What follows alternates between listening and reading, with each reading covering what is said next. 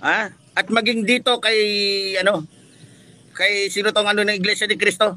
Si Eduardo, isang magandang putang ina mo ka.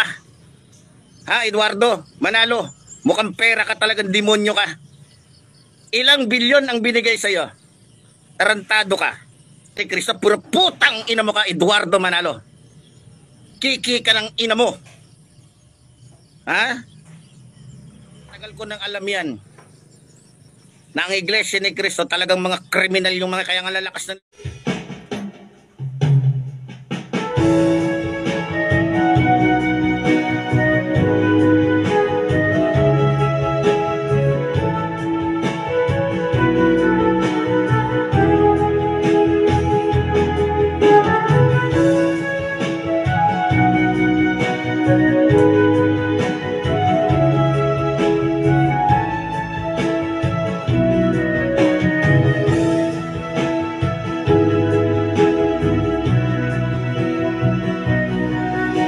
Sariwa pa sa isip ko at napanaginipan ko nang pinagmumura mo si Ka Eduardo Manalo.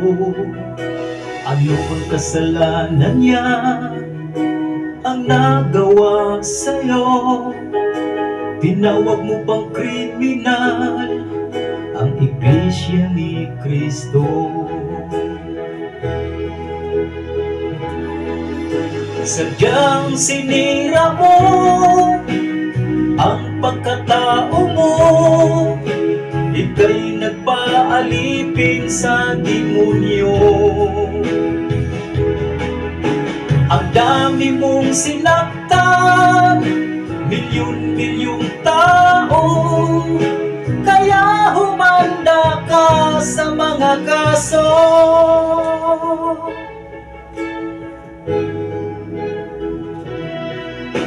Luzon, Visayas, Mindanao ang kinalaban mo, pati sa iba yung dagat magkakaso sa'yo. Hindi mo man lang inisip ang pamilya mo, birada ka ng birada nang walang ebidensya. Sadyang sinira mo ang pagkatao mo, ika'y nagpaalipin sa demonyo.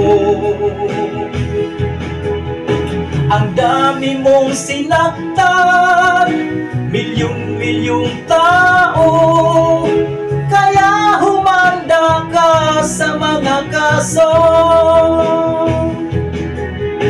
Sadyang sinira mo ang pagkatao mo, ika'y nagpaalipin sa demonyo. Ang dami mong sinaktan, milyon-milyong tao, kaya humanda ka sa mga kaso. Sadyang sinira mo ang pagkatao mo, ika'y nagpaalipin sa demonyo. Ang dami mong sinaktan, milyon-milyong tao, kaya humanda ka sa mga kaso. Sadyang sinira mo ang pagkatao mo, ika'y nagpaalipin sa demonyo. Ang dami mong sinaktan, milyon-milyong tao, kaya humanda ka sa mga kaso. Kawawa ka naman, Epifanio. Hindi naman siguro kabawasan sa pagkalalaki ng buhay. At sabi ng aking tay, huwag naniwala sa mga natatanggap mo na balita. 눈부신 아침 햇살과 모닝콜로 너